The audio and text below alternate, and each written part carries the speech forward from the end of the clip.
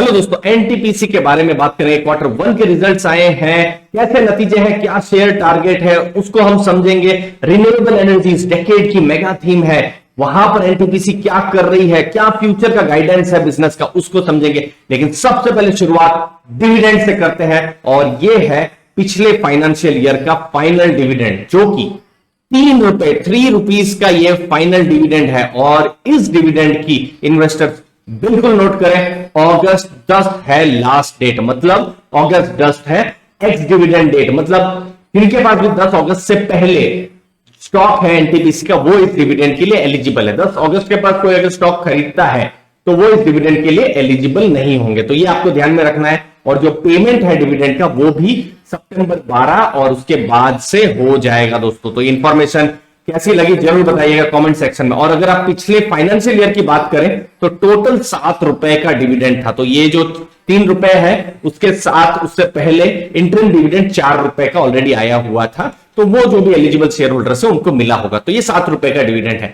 अब हम पिछले कुछ सालों में देखेंगे कि जो डिविडेंड है वो भी एक तरीके से बढ़ रहा है। आप देखिए एनटीपीसी का प्रॉफिट 2017-18 में 4,222 करोड़ है, ठीक है, और प्रॉफिट अभी 21-22 में 6,788 करोड़। तो आपने देखा प्रॉफिट किस हिसाब से बढ़ रहा है, लेकिन प्रॉफिट बढ़ने के साथ साथ जो डिविडेंड, जो परसेंटेज ऑफ पैट है, प्रॉफिट का जो हिस्सा है जो डिविडेंड में वो दे देती है, वो भी 40 से 45% के बीच में रहा है। तो डिविडेंड भी बढ़ रहा है, लेकिन उसके लिए बहुत इंपॉर्टेंट है जो एनटीपीसी है उसका प्रॉफिट का बढ़ना, तो उसके बारे में हम थोड़ी देर में बात करने वाले हैं। तो एक साल रहा था जब उन्होंने एक एक्विजिशन किया था, तो थोड़ा सा डिविडेंड कम था 19-20 में, बाकी आप देख रहे हैं कि डिविडेंड का जो ट्रेंड है एनटीपीसी में बढ़ रहा है। अब ये है मेगा थीम, आप इसको चाहे तो स्क्रीनशॉट भी कर सकते हैं, बहुत ही बड़ी ये मेगा थीम है। आप देखिए ये इंडिया की हम बात करते हैं, पूरे भारत की 400 गीगावाट की अभी इलेक्ट्रिसिटी, मतलब जो बिजली है इसकी अभी इंस्टॉल्ड कैपेसिटी है। अभी तक 2030 तक ये डबल से ऊपर होने की बात है, 817 गीगावाट, ठीक है, तो डबल से ऊपर होने की बात है।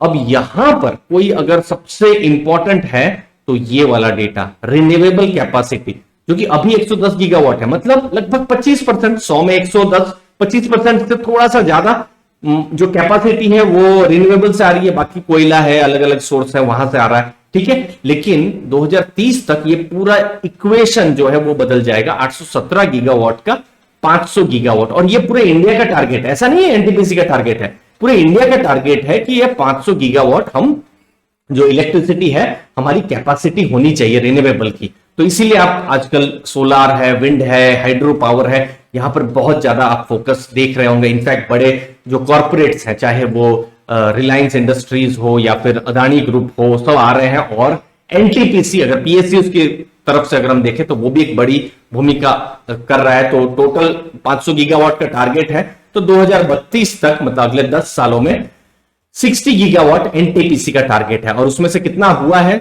2 गीगावाट इंस्टॉल हो चुका है, अंडर कंस्ट्रक्शन 4 गीगावाट है, मतलब 6 गीगावाट के आसपास या उससे थोड़ा ज्यादा अभी तक एनटीपीसी ने ऑलरेडी काम कर दिया है।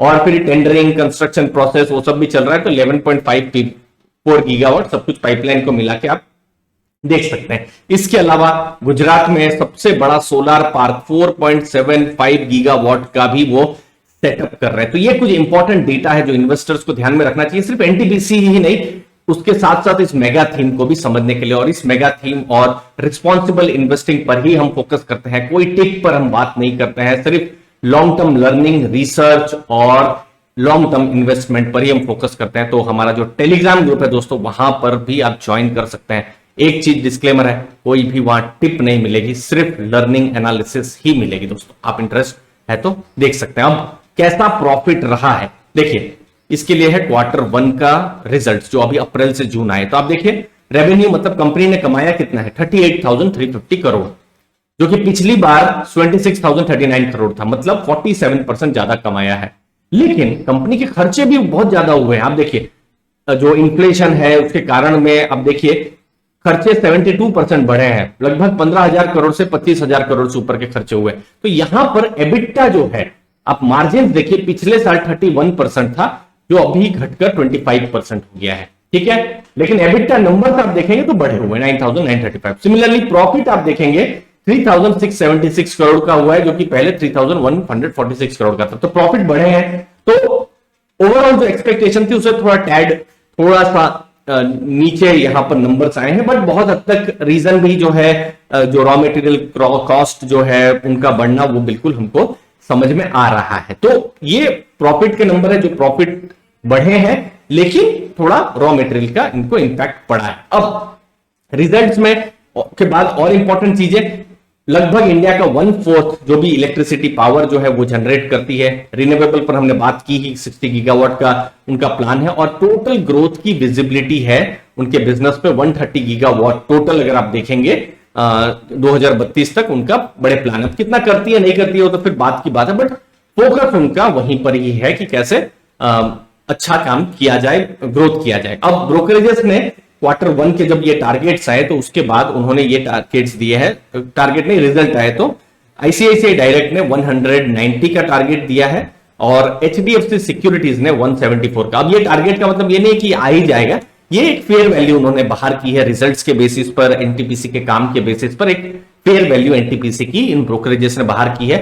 और एनटीपीसी ने क्या फ्यूचर का भी, भविष्य का भी क्या गाइडेंस दिया है वो सब तो हमने देखा, 60 गीगावाट और ये सब, लेकिन अगले कुछ सालों का क्या गाइडेंस है। तो चूंकि यूटिलिटी कंपनी है तो उनको केपेक्स ग्रोथ और वो सब करना ही पड़ेगा। 23,000 करोड़ का केपेक्स है, फोकस है रिटर्न रेशियो जो आरओसी है, आरओई है, कैसे अच्छा हो उस पर उनका, रिटर्न ऑन कैपिटल इन सब पर कैसे जो है अच्छा हो, तो इस पर उनका फोकस है। बाकी रिन्यूएबल के ग्रोथ पर कंपनी बहुत पॉजिटिव है, उनका कहना है अगले 3 साल में 10% से ऊपर ये ग्रो करता रहेगा। और इनफैक्ट जो आईआरआर है, ऐसा नहीं है कि ये लॉस मेकिंग बिजनेस है, 11% का इंटरनल रेट ऑफ जो रिटर्न है वो भी सोलर एसेट से उनको मिलता रहेगा। तो दोस्तों जो सोलर की कंपनियां हैं, चाहे वो सोलर चिप में हो, ईपीसी में हो, उनको भी आप ध्यान में रखते रहिएगा, और वो सब हम आपको अर्ली फाइनेंशियल आजादी में डिस्कस हम करते ही रहते हैं। और ऐसा भी नहीं है कि सोलर रिन्यूएबल पर फोकस है तो जो कोयला है वो अब ध्यान में नहीं रहेगा, कोयला भी पूरा स्कीम में है। देखिए पिछले साल के मुकाबले कुछ 11 मिलियन टन था, इस बार 14.1 मिलियन टन कोयला प्रोड्यूस हुआ है। तो कहीं ना कहीं लग रहा है कि ये दोनों ही कोएग्जिस्ट करने वाले हैं, कोयला और रिन्यूएबल, भले ही रिन्यूएबल में फोकस ज्यादा हो। यहां तक कि 2 नई कोल माइंस जो है वो भी एनटीपीसी के द्वारा ओपन अगले कुछ सप्ताह या महीनों में आपको देखने को मिलेगी। तो ये कुछ इंपॉर्टेंट फ्यूचर का गाइडेंस है, साथ में कैपेसिटी एडिशन है, ग्रीन की तरफ पुश है, नए एक्विजिशन है। तो इन सब चीजों पर एनटीपीसी का फोकस है, लेकिन आपका हमारा फोकस होना चाहिए वेल्थ क्रिएशन और लॉन्ग टर्म इन्वेस्टिंग के ऊपर, जिसके बारे में हम बात करते रहते हैं। वीडियो अच्छा लगा तो जरूर लाइक, शेयर और सब्सक्राइब कीजिए, और जरूर शेयर कीजिए आपके फ्रेंड्स के साथ, कलीग्स के साथ। थैंक यू दोस्तों, धन्यवाद।